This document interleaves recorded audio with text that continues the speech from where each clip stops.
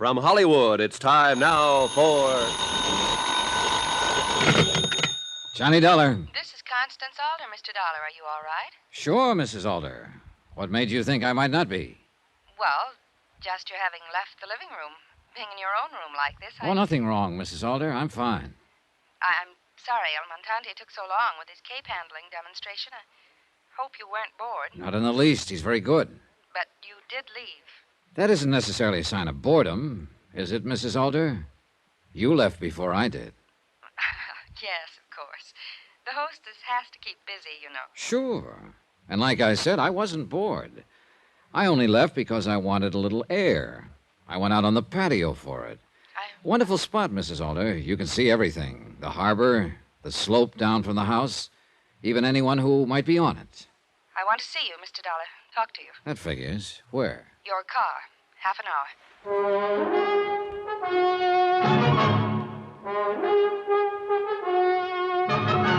Tonight and every weekday night, Bob Bailey in the transcribed adventures of the man with the action-packed expense account, America's fabulous freelance insurance investigator. Yours truly, Johnny Dollar.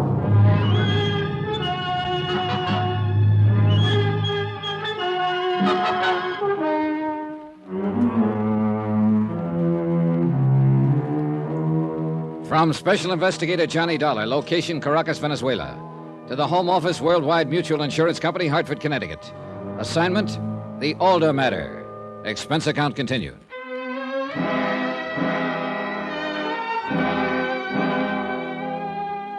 Sometimes it takes only a few well-chosen words to start the mountain coming to Muhammad.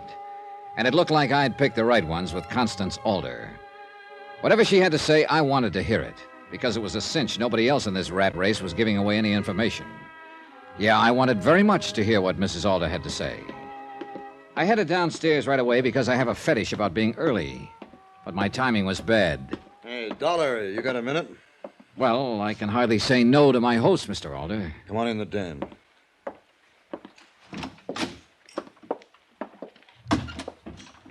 Anything the matter? There's cuts on your face. What happened?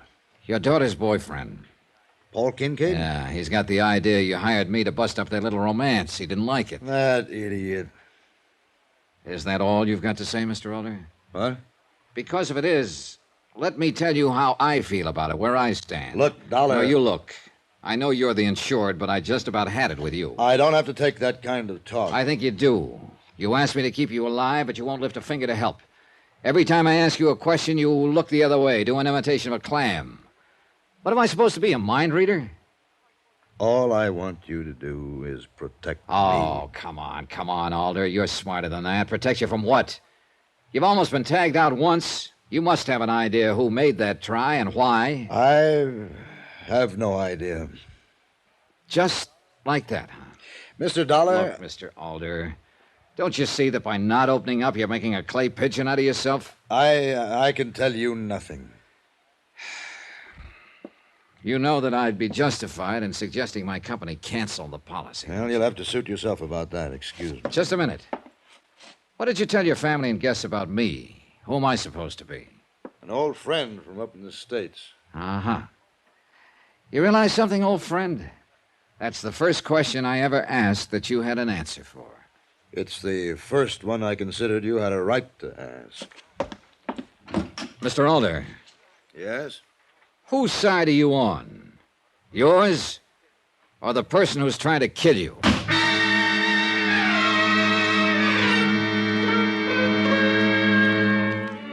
Oil-rich Billy Alder, business mind par excellence, super salesman deluxe. The man who could sell or talk you into anything. But could he say one word that might keep another bullet from coming his way? It sure didn't look like it. I left the den, was just starting out to my car to meet Mrs. Alder. I must have been real anxious for our chat because I suddenly realized I'd forgotten my car keys. I hurried back upstairs and at the top almost bowled over a woman who was about to come down. Oh, I'm so sorry. My fault. That's all right. No, I should have looked where I was going. Here, are you hurt, Miss... It's perfectly all right. Excuse me, please. Sure was a hard house to make acquaintances in, even when they were old and drab and stern-looking. Well, I went to my room, got my car keys, and my wallet, which lay alongside them. The position of the wallet was interesting. I shut the door, headed once more for my car. The lady of the house was waiting, and we took off. I know who you are, Mr. Dollar, why you're here. I'm sure you do. I was just back in my room. What? I'll give you a tip. Never search a pro's room. He always puts an article down in a certain position, then memorizes it automatically. A searcher can never replace it exactly the same way. With me, it's wallets. I did not go into your room. Oh? Then name a guess for me, will you? 50-ish kind of lady, kind of faded, severe looking? Why? I'm just curious. Doris Cole, a very old friend from the States. Mind telling me where her room is? Right next to yours. Why? Well, I just ran into her as she was coming downstairs. She looked a little, call it worried. That's ridiculous. She'd have no more reason to search your room than I would. Sure. Let's forget it. A little while ago, I saw you searching out on the slope. And you know I saw you. Now, what were you looking for? An empty cartridge? You think I fired that shot at my husband? Someone did. And there are easier places to go for a stroll than on that slope.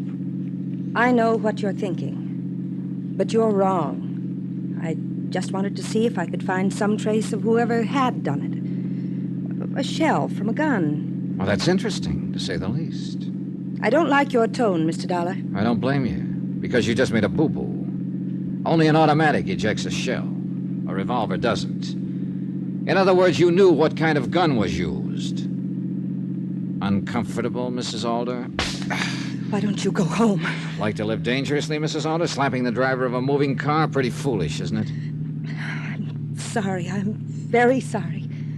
All right, tell me something. How did you know what I was really here for? My husband. I made him tell me. Well, congratulations. I can't get him to tell me the time of day. And he knows whose side I'm on.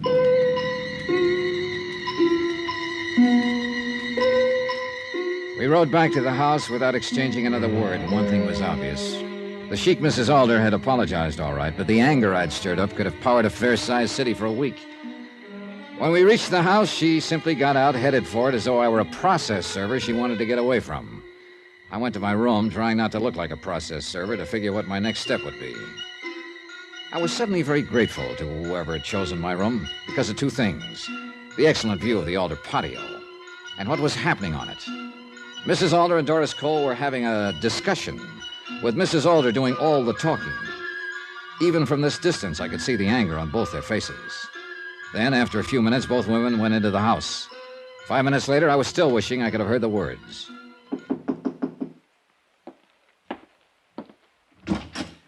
Well, Miss Cole, won't you come in? Well, I only stopped for a moment. Glad you did. I just wanted to apologize for my behavior when we ran into each other on the stairs a little while ago. Oh, nonsense. It was my fault. No. I meant, well, I was so brusque and, well, I just don't know what I could have been thinking of. Oh, you were nothing of the kind. Don't worry about it. You're very nice about it. Very nice. Well, excuse me now, won't you? Oh, sure thing, Miss Cole. Thanks for taking the trouble. Yes. I watched her as she hurried down the hall. An awkward woman who left you with one strong impression, that she had little feel for the social graces. The impression was emphasized about 2 minutes later by a second visitor, one who knew all about the social graces, Constance Alder, all smiles and charm. I'll bet you thought we ran out of food, Mr. Dollar. I was kind of wondering. Blame El Montante. Does he eat everything in the house? Oh, not quite. He just refuses to allow dinner to be served. Insists that tonight he's the host, that it's his evening. Oh, what does that mean? Dinner in town, the high-lie matches, and night-clubbing afterward. He simply won't be refused. Insists that everyone in the house be his guest. Sound attractive? Well, it would be pretty hard to say no to an offer like that. Good. Don't be long. Everyone's dressing like mad. Should be quite an evening. It was. Montante was acknowledged to be a great matador. He had just as much class outside the arena. He ordered a dinner, and it was gourmet time. He placed our bets at the highlight matches, nothing but winners. And at the nightclub, nothing but champagne. For a group of people living in a house loaded with tension, it was a ball. And a lot of it was because of the matador's quiet, easy manner. He was a man who knew how things should be done and did them. It was pretty tough not to like him. Constance Alder seemed to feel the same way, her eyes always on him. But the matador himself was never once out of line, never said or did anything that could possibly offend Billy Alder. And for a busy host, he was observant. I found that out while the others were dancing. Perhaps I can answer the question, Senor Dollar. I haven't asked one, Senor Montante. In words, no. But it's not difficult to interpret. You watch Mrs. Alder, then me. Then a question is in your eyes, no? You're a pretty sharp fella, Senor Matador. And a gentleman, senor. I do not pursue other men's wives. The question is answered? Partly. What happens when you're the pursued? I see. Senor Dollar, women with money but without great beauty, they try to compensate, each in her own way. Hers is not unusual. Acquisition. The company and attendance of a man who is presentable, admired. I am not unknown in the arena, so for the moment it is my company.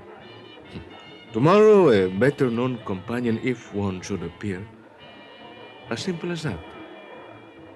It's sad, no, senor? And a little embarrassing. Thanks. And I'm the one who's embarrassed. I thought your eye was on the Alder fortune. Senor, you know what I receive for a Sunday afternoon in any Latin American country? $10,000. Sometimes more.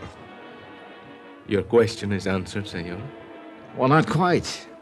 Where does a fella take bullfight lessons?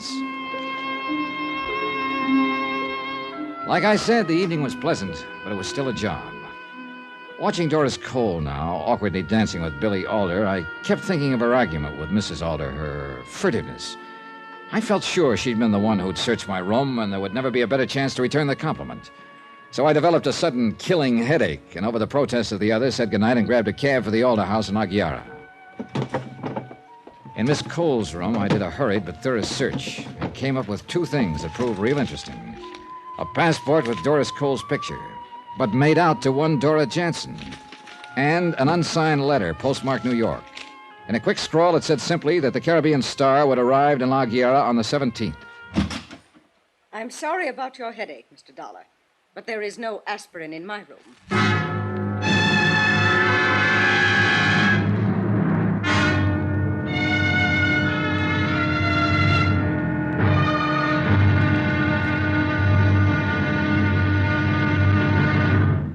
Now, here's our star to tell you about tomorrow's episode of this week's story. Tomorrow, motives for murder are like peanuts. Once you start, you can't stop. One difference, though. A peanut won't kill you. Join us, won't you? Yours truly, Johnny Dollar.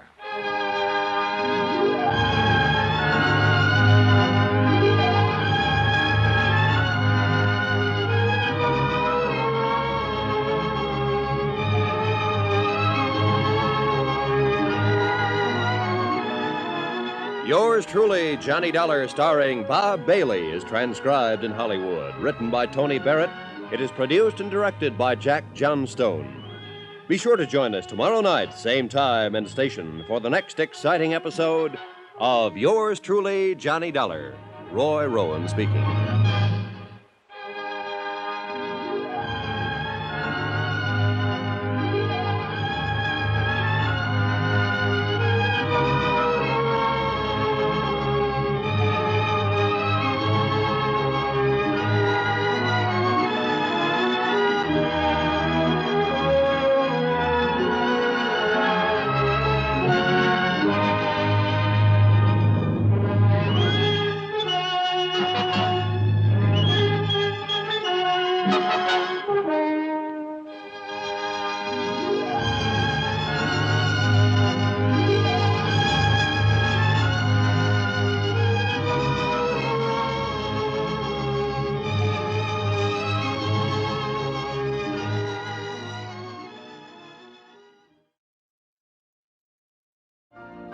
You've been listening to the OTR Gold Network.